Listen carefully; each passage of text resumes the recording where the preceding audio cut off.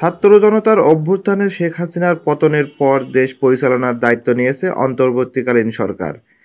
আন্দোলনকারী শিক্ষার্থী, অভ্যুত্থানে সক্রিয় সব রাজনৈতিক দল এবং গণমানুষের সমর্থন পাওয়া এই সরকারের নেতৃত্ব দিচ্ছেন নোবেলজয়ী অধ্যাপক ডক্টর মোহাম্মদ ইউনূস।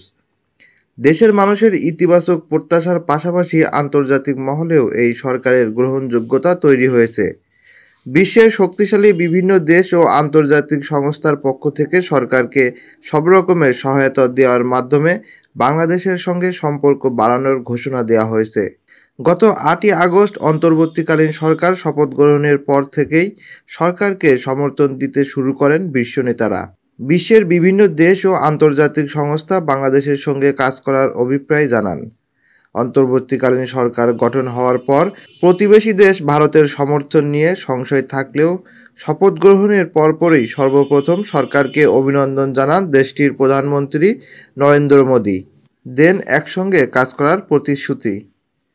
এছাড়া যুক্তরাষ্ট্র, যুক্তরাজ্য, চীন, রাশিয়া, ফ্রান্স, জাতিসংঘ, ইউরোপিয়ান ইউনিয়ন সহ বিশ্ব নেতৃত্ব এই সরকারকে স্বাগত জানান এবং যে কোনো উপায়ে সহযোগিতা দিতে নিজেদের প্রস্তুতির কথাও ব্যক্ত করেন।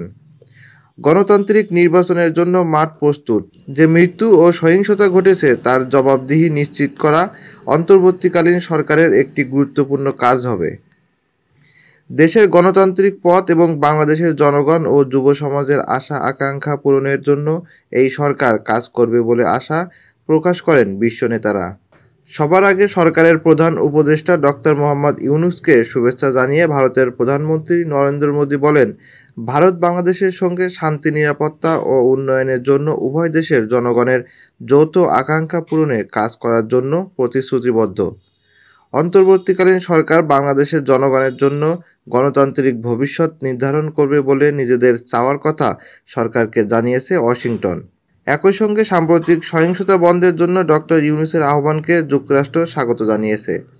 দেশ পুনর্গঠনের প্রচেষ্টায় প্রধান উপদেষ্টা এবং অন্তর্বর্তীকালীন সরকারকে সহায়তা করবে বলে জানিয়েছে ফ্রান্স। বাংলাদেশের অন্তর্বর্তীকালীন সরকার ও জনগণ প্রয়োজন মনে করলে যে কোনো উপায়ে সহযোগিতা দিতে নিজেদের প্রস্তুতির কথা জানিয়েছে জাতিসংঘ। বাংলাদেশের নতুন প্রশাসনের সঙ্গে কাজ করতে আগ্রহী জানিয়ে ইউরোপিয়ান ইউনিয়ন বলছে, গণতান্ত্রিক ক্ষমতা হস্তান্তরের জটিল এ কাজে তারা বাংলাদেশকে সহায়তা করবে।